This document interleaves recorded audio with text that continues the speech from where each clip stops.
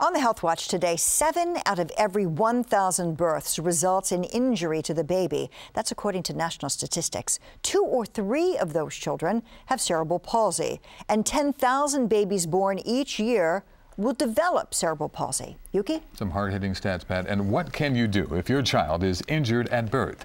You could have a lifetime of doctor's visits, treatments, and expensive care. Here to talk about your options is Peter Villari of Villari, Brandis & Klein. He founded Help Your Baby. Peter, nice to see you. Nice to meet you. Welcome. Thank you very much. Moms much. and dads can't wait for that moment. Childbirth, a part of them is coming to the world.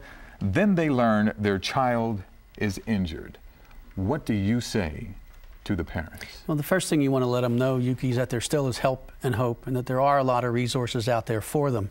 Not necessarily all of them do work, but there are some options. Talk about some of the options, if you will, and also how do you divide from being a professional and a human being? Because that has to be a tough situation. I don't, to be frank with you. I'm sure it's difficult. And I don't ever want to not be a human being when I help people as an attorney. But some of the resources are obviously the typical government benefits, which can be quite difficult to get, and many times wear the moms and dads out in terms of the process of getting them, and we try to help them with that.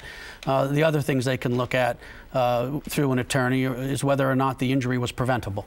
And if it was preventable, can they bring an action for a lifetime of benefits, creating a life health care plan for their child?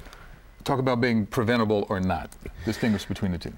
Preventable, basically, you're looking at whether or not there was a medical mistake, you know, a significant error that led to the child having cerebral palsy. Unpreventable, autism. Many times children are born and they really just don't know the cause yet. So it's not something where we can assist someone. We talked about cerebral palsy, Pat did, but you help parents and children with a wide range of birth defects. Speak on that. There are other injuries. Typically, something called brachial plexus is a shoulder nerve injury that can happen if a child is delivered with too much force by a physician. It does happen with babies that are unusually large at birth. They call it macrosomic, or too large for gestational age. That's one area. Another area, there's different types of cerebral palsy that you look at.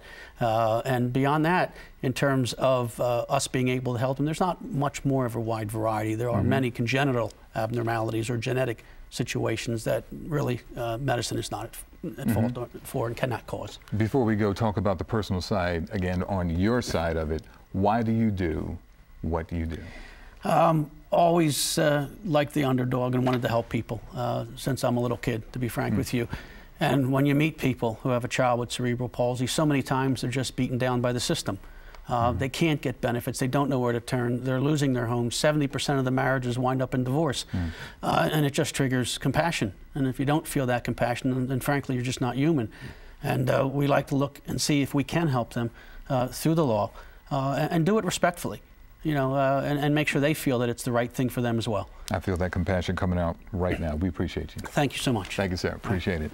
Peter has set up a website and hotline if you need help for your baby. We have all that information on our website, cbsphilly.com. Just click on Talk Philly. We're going to take a short break. We'll be right back.